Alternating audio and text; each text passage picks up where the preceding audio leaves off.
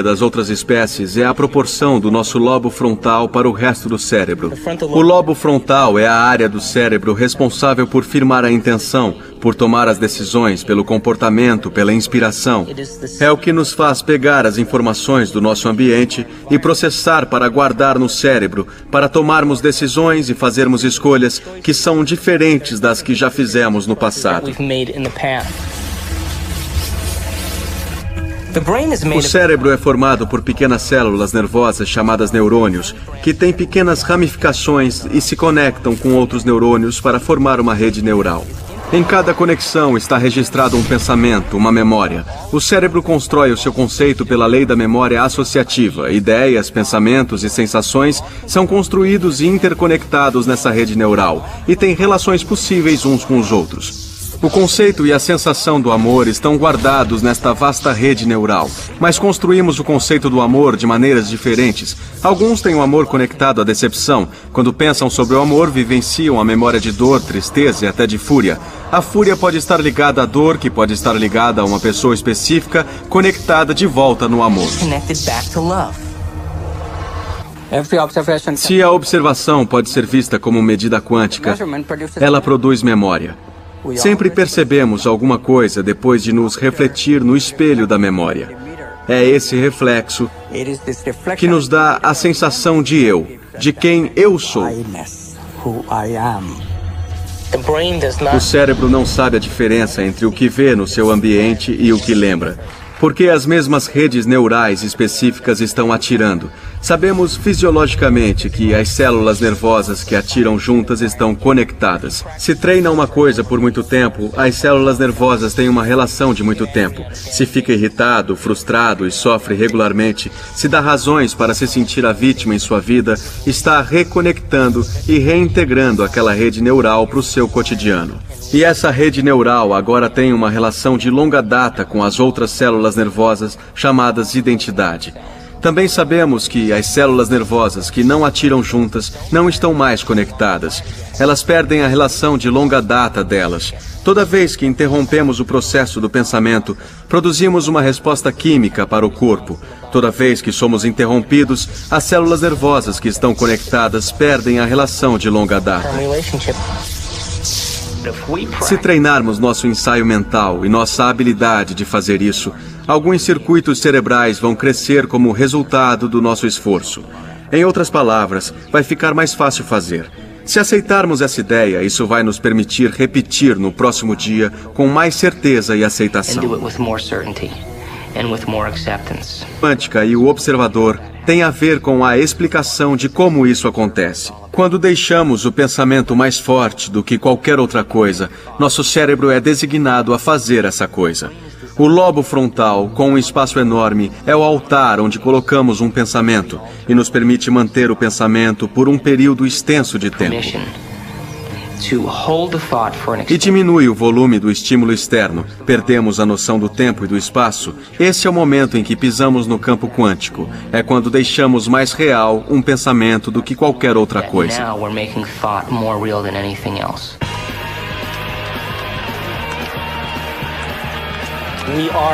Somos fisicamente, quimicamente e emocionalmente seres humanos. Isso só se torna uma limitação quando ficamos acessando as mesmas emoções e comportamentos no cotidiano e não vamos a lugar nenhum em termos de mudança ou evolução das nossas vidas.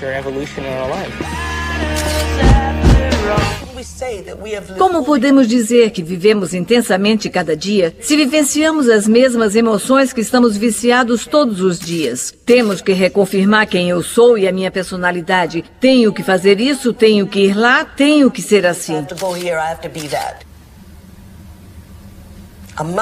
O mestre é um gato diferente. É aquele que vê o dia como uma oportunidade no tempo de criar avenidas de realidade e emoções que ainda não nasceram. De realidades que não nasceram. E o dia se torna uma fertilização de infinitos amanhãs. A mudança em si significa que devemos abandonar nosso antigo eu, deixar para trás nossa identidade por alguns momentos e começar a especular quem poderíamos ser. and begin to speculate who we could be. Para mudar significados, modificar nosso comportamento de um jeito que seja permanente.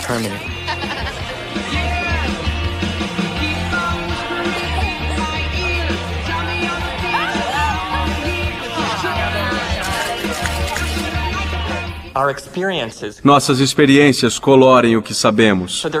Não há nenhuma avaliação objetiva de nada, porque a nossa avaliação de qualquer coisa tem a ver com nossas experiências anteriores e com nossas emoções. Tudo tem um peso emocional. Cérebro. Que fome! Ainda não fomos consertadas hoje, e elas vão começar a mandar impressões para o cérebro, e o cérebro vai começar a formular imagens. Ah, que maravilha! Ouviremos vozes dentro da cabeça. Tô com fome! Pense em uma razão para nos deprimirmos, para ficarmos confusos ou para nos fazer sofrer. E o corpo vai dizer para o cérebro que ele não está recebendo a química que precisa. O cérebro vai ativar e voltar à nossa situação passada e mostrar imagens ao nosso lobo frontal. Pegaram animais de laboratório e colocaram eletrodos em partes do cérebro que produzem aqueles peptídeos neurais. Esses peptídeos são tão fortes quimicamente que mesmo que o animal de laboratório fosse treinado para apertar uma alavanca para obter a química que o peptídeo neural solta, o animal escolhia a química do peptídeo mais do que comida, mais do que sexo, mais do que água, mais do que o sono. Na verdade, ele chegou ao ponto de exaustão física e desmaiou antes de cuidar de si fisicamente. E é isso que o estresse faz com o nosso corpo. Ficamos tão viciados no estresse da nossa vida que não conseguimos parar de trabalhar, mesmo quando não nos faz bem. Não podemos abandonar um relacionamento porque não nos faz bem. Não podemos fazer escolhas porque os estímulos e as respostas produzem a química que enevoa nossas escolhas.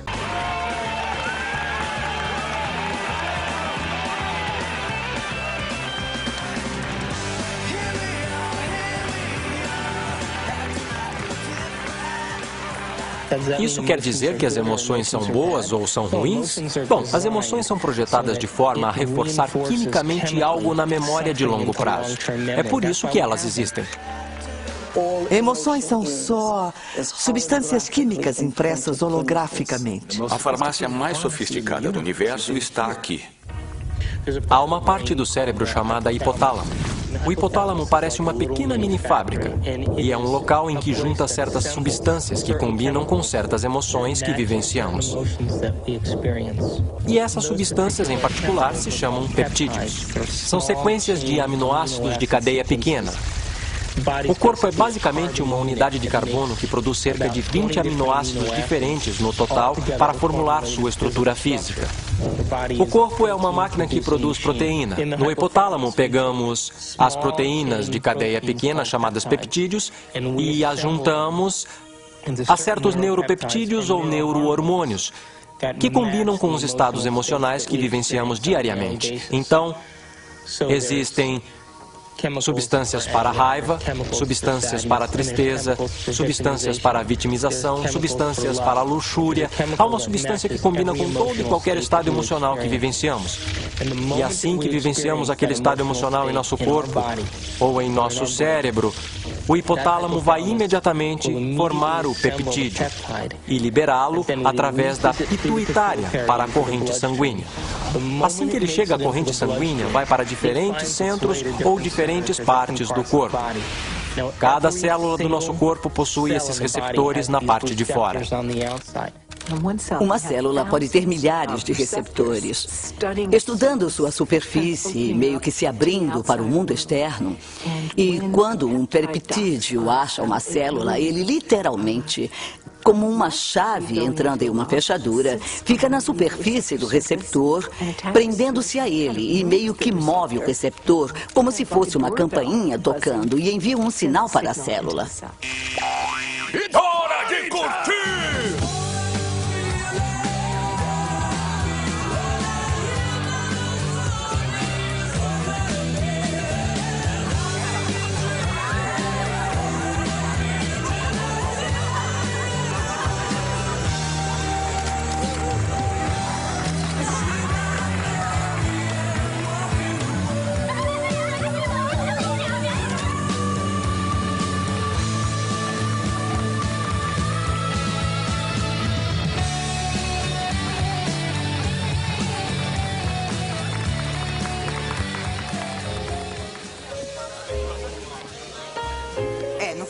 mesas, nem esta decoração, tá bem? O que acontece na idade adulta é que a maioria de nós que teve seus problemas pelo caminho funciona colocando uma distância emocional, ou funcionamos como se hoje fosse ontem. O que é? Mistura.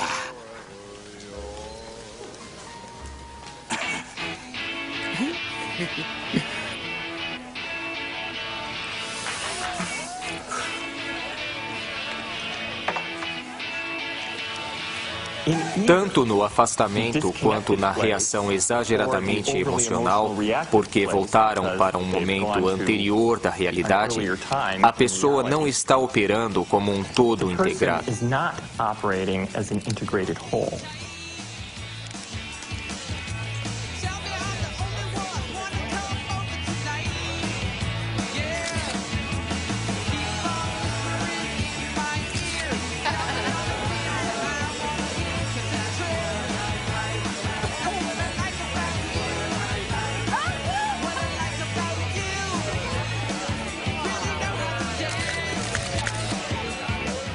Na parte externa da célula existem esses bilhões de receptores que estão ali apenas para receber as informações que chegam.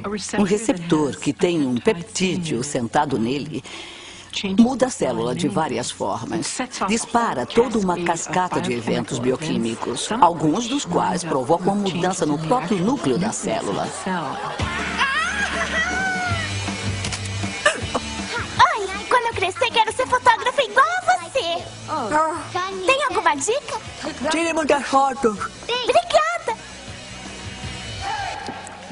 Cada célula está muito viva e cada célula tem uma consciência, principalmente se definirmos consciência como ponto de vista do observador. Há sempre a perspectiva da célula. Vamos lá, cowboy! Oi, tadinha de mim. Na verdade, a célula é a menor unidade de consciência do corpo. Tô com fome!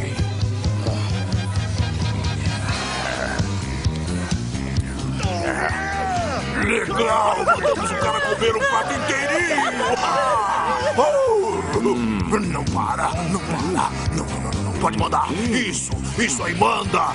Isso aí! Manda bala, vai!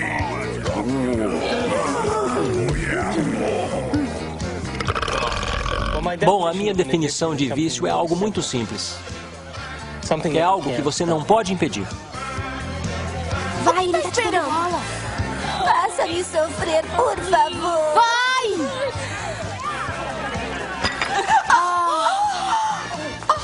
Causamos situações que irão satisfazer o desejo bioquímico das células do nosso corpo, criando situações que atendem às nossas necessidades químicas. Sempre acontece comigo. Por quê?